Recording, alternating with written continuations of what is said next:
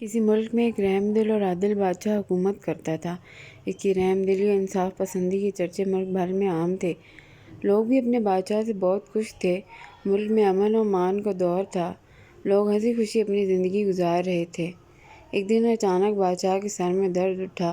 درد اتنا شدید تھا کہ وہ سر پکڑ کر اپنے بستر پر لیٹ گیا۔ شاہی حکیم نے بادشاہ کی نبض دیکھی تو بتایا۔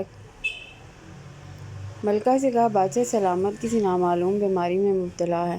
بادشاہ کی پراسرار بیماری کی خبر جنگل میں آگ کی طرح پھیل گئی۔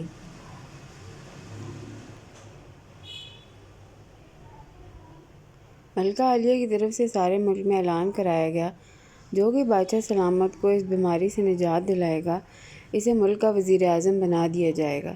وزیر خزانہ بادشاہ سے شدید حسد رکھتا تھا، خود بادشاہ بننے کا خواب دیکھتا تھا۔ ایک سازشی ٹولہ اس کے ساتھ تھا۔ ایک دن ایک حکیم نے بادشاہ کا علاج کرنے کی اجازت چاہی۔ ملکہ نے فوراً اجازت دے دی۔ جب حکیم نے بادشاہ کی نبض دیکھی تو تشویش کا اظہار کرتے ہوئے ملکہ کو کہا، بادشاہ سلامت کو کوئی پراسرار بیماری نہیں ہے، بلکہ انہیں ایسا زہر دیا جا رہا ہے جو آہستہ آہستہ اثر کرتا ہے، جس سے انسان کا دماغ ناکارہ ہو جاتا ہے، وہ ہلنے دلنے کے قابل نہیں رہتا۔ معاف کیجیے گا، مجھے تو ایسا محسوس ہوتا ہے جیسے بادشاہ سلامت کے خلاف کوئی بڑی سازش کی جا رہی ہے۔ ملکہ نے حکیم صاحب کی بات بڑے غور سے سننے کے بعد اس کا شکریہ ادا کیا اور کہا، آپ جلد از جلد بادشاہ سلامت کا علاج شروع کریں، میں اس معاملے کو دیکھتی ہوں۔ حکیم نے کہا، زہر کا اثر ختم کرنے کے لیے ایک نایاب جڑی بوٹی کی ضرورت ہے جو صرف کالے پہاڑوں کے دامن میں پائی جاتی ہے۔ مجھے وہاں پہنچنے میں 15 دن لگیں گے۔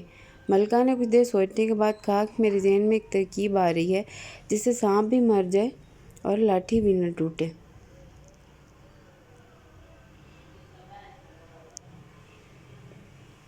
کیوں نہ ہم بادشاہ کو بھی اپنے ساتھ کالے پہاڑوں کی طرف لے چلیں؟ اس سے بادشاہ سلامت کی آب و ہوا بھی تبدیل ہو جائے گی اور ہمارا قیمتی وقت بچے گا۔ روانگی سے پہلے راستے میں اپنا وفادار سپاہی مورچوں میں بٹھا دیں گے۔ سازشی لوگ بادشاہ کو چند آدمیوں کے ساتھ دیکھ کر ضرور حملہ کریں گے اور جیسے ہی وہ حملہ کریں گے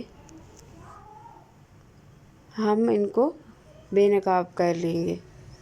ہمارے سپاہی پیچھے سے ان پر حملہ کریں گے۔ ملکہ عالیہ، آپ کی اسکیم بہت اچھی ہے، اس سے سازشی لوگ بے نقاب ہو جائیں گے۔ حکیم صاحب، سازشی بے نقاب ہونے تک آپ ہمارے وفادار سپاہیوں کی حفاظت میں رہیں گے۔ انتظام ہوتے ہی ملکہ نے کالے پہاڑوں کی طرف روانگی کا اعلان کر دیا۔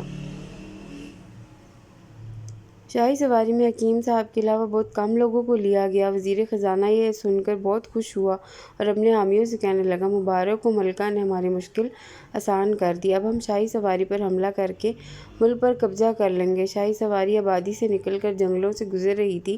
وزیر خزانہ کے ایک جاسوس نے شاہی سواریوں میں شامل تھا۔ موقع پاتے ہی لال رنگ کے غبارے فضا میں چھوڑ دیے۔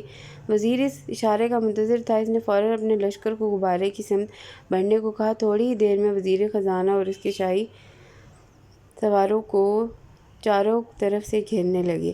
ابھی وہ ٹھیک سے شاہی سواری کا جائزہ بھی نہ لے پائے تھے کہ ان پر چاروں طرف سے تیر برسنے لگے۔